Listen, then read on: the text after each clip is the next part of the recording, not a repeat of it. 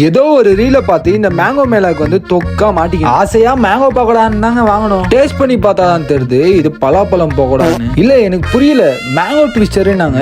அப்பனா மேங்கோ வச்சு தானே ட்விஸ்ட் பண்ணி தரணும், பொட்டேட்டோ வச்சு ட்விஸ்ட் பண்ணி தராங்க. இந்த பொட்டேட்டோ ட்விஸ்டரை விற்கிறதுக்கு என்னென்னலாம் ட்விஸ்ட் வைக்கிறானுங்க. இந்த மேங்கோ உஸ்தவா பாத்தீங்கன்னா பெங்களூர் நேஷனல் காலேஜ் பக்கத்துல தான் கண்டக்ட் பண்ணியிருந்தாங்க. ஒரு 2-3 இடத்துல இந்த மாதிரி மோசமான எக்ஸ்பீரியன்ஸ் ஆனாலும் மற்ற இடத்துல எல்லாம் பேருக்கு ஏற்ற மாதிரி டிஷ்ஷும் சூப்பரா இருக்கு. மேங்கோ ஹோலிகே நாக்குல வச்சோம், இனிப்பும் புளிப்பும் கலந்த சுவையோட நாக்க நாட்டியம் ஆட வச்சிருச்சு. இது மட்டும் இல்லாம மேங்கோ பஜ்ஜியை ட்ரை பண்ணா அது புளிப்பா இருக்க இவன் மூஞ்சி சலிப்பா மாற. அந்த புளிப்ப தனிக்க ஜாக் ஃப்ரூட் கபாப்பை நம்ம ஃப்ரெண்டுங்க தூக்கிட்டு வந்துட்டாங்க. நம்ம வெஜிடேரியன் ஃப்ரெண்டுங்களா சிக்கன் கபாப் இந்த டேஸ்ட்ல தான் இருக்குமான்னு கேட்க ஆரம்பிச்சிட்டானுங்களாம். பாருங்களேன், அவ்வளவு அருமையா இருந்தது. நம்ம டைரக்டர் எல்லாம் பாத்தீங்கன்னா வெக்கப்பட்டு சாப்பிடுறாரு. இது மட்டும் இல்லாம mango milkshake, mango falooda, finishing டச்சுக்கு மேங்கோ சாஃப்டியை மறக்காம ட்ரை பண்ணுங்க.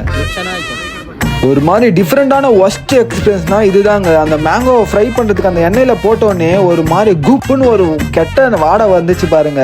மறக்க முடியாத ஒரு கேவலமான வாசனை. நீங்க தப்பி தவறி இந்த பக்கம் போனீங்கன்னா நான் சொன்ன சிலதை தவிர்த்துட்டு மிச்சது எல்லாத்தையும் ட்ரை பண்ணி பாருங்க, நல்லா இருக்கும்.